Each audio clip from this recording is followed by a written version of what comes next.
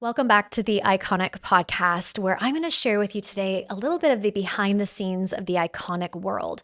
Why in the world did Jen, an editor in chief, start a membership and a community on Substack? I've been asked this question several times, and I would love to share the inspiration behind it because I do think there's some really valuable lessons for you to take into consideration for your own business and just to help you understand a little bit around the way my mind works so you can pull those pieces for yourself and ways in which you can implement this in your own business and in your own life. So Substack was something that I've been curious around for a really long time, but the important part of this to realize is I really don't know the platform.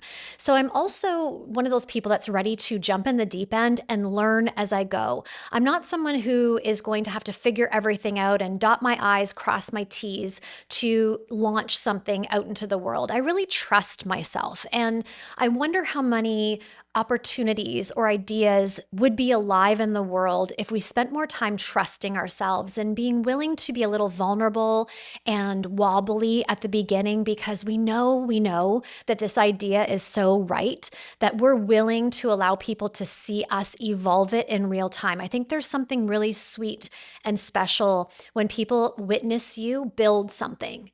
I feel like they come along for the ride with you, that it really has people connect to the vision because they're witnessing you dive in, actually cannonball in the deep end, make a big splash, and figure things out. I know for me, that inspires me when I look at women do things outside of the box. And as someone who really does like to innovate, blaze a new trail, do things differently, I suppose I'm heightened and aware of the women who do those things for themselves as well. So Substack was this platform that intrigued me because I was really getting a little fatigued with the whole consumption algorithm conversation. I love Instagram because it really is a creative outlet for me. There's art involved in Instagram, and people comment on that all the time. They'll say to me, "My gosh, your branding, like your posts, everything just is iconic." From the captions you write to the visuals, etc. And I would say thank you. And that's very intentional. It feels like an artistic expression for me in my business. And I love the way it looks. It's like its own magazine, its own coffee table book.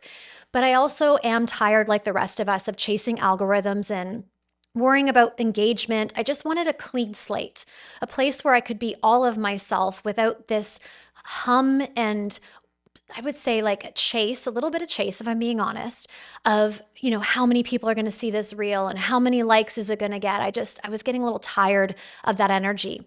So Substack turned me on because I knew that it would be a slow burn. And I am not afraid of a slow burn. I'm not afraid of things taking its own time as long as I am doing the things that are required to sustain and grow and build it. I also loved Substack because of the freedoms. I could do long form writing. I didn't have to fit my words in a caption, and instead I could fully express my idea and not feel like I had to word count. And I love to write, so that was a really beautiful ingredient. I also really loved that I could go live and I could create artistically on that platform as well. And it felt like something that was unique and special. It felt like it was going to have people go, why Substack? And as a matter of fact, that's happened since I've launched this. Like, what is Substack or why Substack? And it's really just a fun thing to be able to not only do, but to showcase what is possible for people while you're doing and building. So Substack to me felt paced. It felt thoughtful. It felt grounded. It felt free. And all of those things were really what my soul was desiring. I just wanted a place where I could be all of myself. So let me share with you a little bit of like why iconic world as well. I think that's an important facet. So I share with you that I love to innovate. I love to do things differently. I love to blaze new trails of what's possible.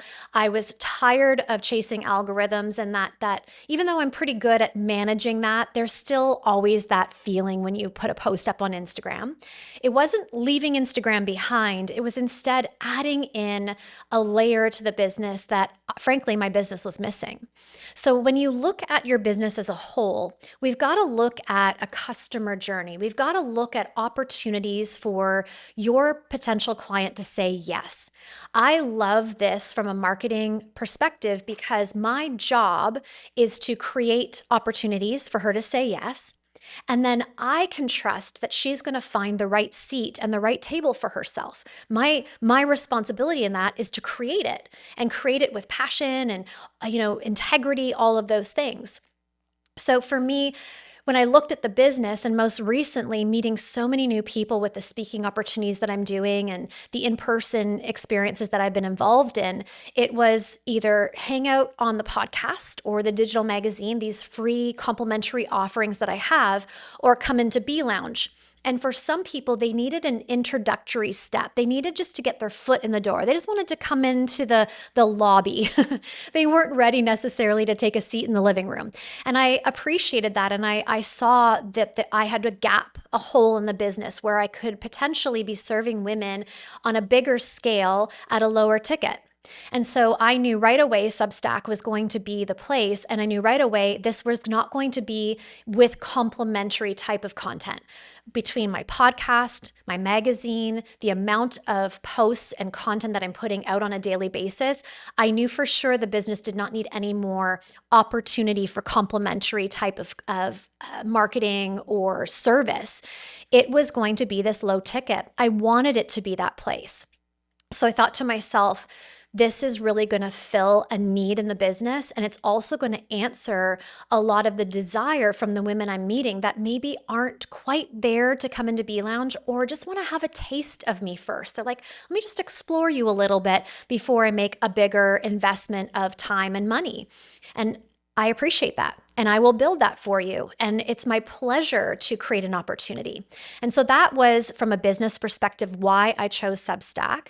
And then it just really got into this, again, innovation and creation. As a creator, I thought, what's possible then?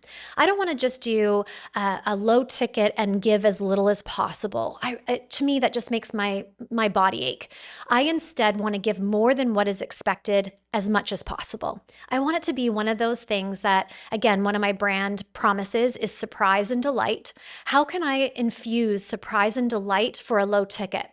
Because I know a lot of people out there, you're investing in low ticket and you're getting minimums. And I didn't want to bring a minimum energy. I wanted to bring a lot of energy forward. So I started to think, what are the things I could do or give or provide that would wow people? That every time they paid to come into this community and they saw that payment go through, it was the happiest money they were spending because they just felt like they were reaping so much from this experience. So that's how I lead every offer that I put out into the world, is through that lens. And again, it keeps me in full integrity because my reputation is really what creates longevity and sustainability in the business. So when I thought of long form writing and giving more behind the scenes and allowing myself to be fully expressed, that felt like a lot of value because I don't always do that on Instagram. And I also added in a subscription to the magazine. I thought, wouldn't that be wonderful to be a part of a community and you have something tangible, like you're getting a product in your hands, something that is physical that you can touch and experience. And so right away I knew that it wasn't simply a service-based community, it was also the product-based. I was going to mesh these two worlds. I was going to create something that really had women feel so inspired and motivated through the content, but also through the experience. And lastly is really making sure that I felt fully expressed. I watched recently another pendulum swing, and being around for as long as I've been, I've seen many pendulum swings, and it's a part of nature, a part of who we are, but I really tend to be that person that meets this happy middle, and purposefully.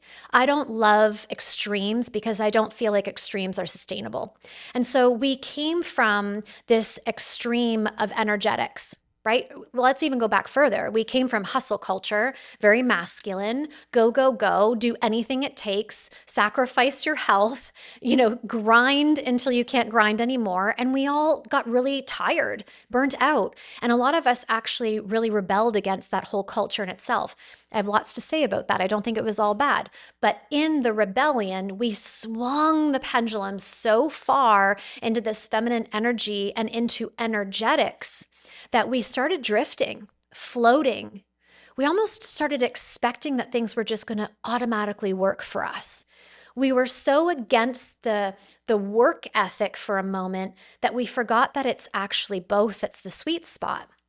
And so in this energetic swing, a lot of entrepreneurs felt like they were doing things incorrectly, that I'm not in the right feminine energy, or I don't understand feminine energy, or I don't know what manifestation is, or I'm bad at manifestation. And it was none of the above. It's just that we weren't marrying the two worlds together. We had swung too far.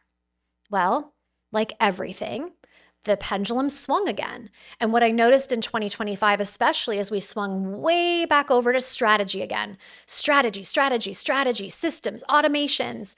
And I love all of those things. But again, we can't be one without the other. We left energetics behind because we realized, oh gosh, like it's not just about manifestation and being in flow and expecting things to work. We've got to have a business, a foundational business. So here we are over here, business. And guess what's happening? We're getting tired again. And so what I wanted to do was create a place in the internet for you to experience the both, where I could be fully expressed in the wisdom, in the expertise, in being able to see these things, where I challenge you to pay more attention to the woman behind the business than to these trends and swings that are really taking you off balance.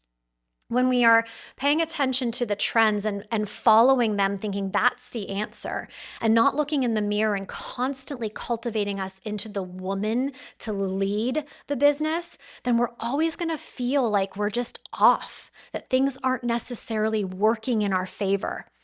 I know for sure that my business and my life feel joyful and fulfilling when I, as a woman, am leading it really, really well. I wanted to create a space on the internet where you had that example, where I pulled back the curtain and I shared with you all the things that I have acquired and learned and developed over the years so that you could take these as bites of inspiration for you to start bringing that towards the way you lead your day, your life, and your business. I wanted to show you the detail and how you do one thing is how you do everything. I wanted to show you that the way I wake up and the way I go to bed and everything in between is what actually leads to the success you're seeing online. And Instagram didn't feel like that place for me to do that. It felt like a great place to showcase it, but I wanted to go deep. I wanted to share with you how I pick out an outfit. I wanted to share with you my skincare. I wanted to share with you how I create beautiful meals on a Saturday night for my family. I wanted to share with you how I plan a magazine. I wanted to share with you how I create captions. Like, I didn't want to leave anything off the table because the one thing that I am very proud of is my intentionality behind everything I do and my care for detail. It's in response for what a lot of you are asking. Jen, how do you do it? How do you have 2 businesses and 4 kids? Jen, how is it that you always seem to have it together? Like, I don't know, I'm trying with like one business here to get things going. I don't even have kids, but it just seems like you can do this and do this so well. Jen, what skincare do you use? Oh my gosh, I love that shirt. Can you tell me where you got it from? Oh, it looks like you do some special things with your family. Where did you go? My DMs are filled with these types of questions. And I really saw that that was where the value is right now, to show you how to live an exceptional life. That the way you get up in the morning, the way you feed your body, the way you think, the way you greet people, the way you lead, the way you wash your face, the way you go to bed at night, All of these things stack up to a day well lived. I really believe that becoming iconic, that the essence of what that is you becoming the woman to hold your dreams. When you become her, everything is inevitable. When you become her, you pay less attention to what's going on the internet, comparison and chasing, and more about what that reflection looks like in the mirror. You pay less attention to everybody else's successes and where you are on the meter, and more about how you cared for somebody on your last Zoom call. These are the things that separate you. These are the things that make the difference. And so creating this iconic world was literally my opportunity to open up my world for you so that you could have this for yourself. Maybe not in the same way that I do things. I don't expect that. But I do expect that it will inspire you, it will stretch you, it will remind you, and it will have you rise to your occasion. So a low ticket, full of all of those things, being fully expressed, creating something outside of the box that's not been done before. These are all the things that turn me on in my life and get me so excited for you. You can take lessons from what I just shared with you to create that in your own way in your business. And I'd also really love to encourage you to come play on Substack and in the iconic world. Be immersed with someone who is in the deep end herself. Be immersed in someone and the leadership of someone who is so intentional about everything. Again, not that you have to be that way, but that it brings the best out in you and you start to experience yourself in a fresh way. This is why I built the iconic world. This is why I believe it is for everyone, whether you're a brand new founder, maybe you're a stay-at-home mom, or maybe you're a 9-figure business owner.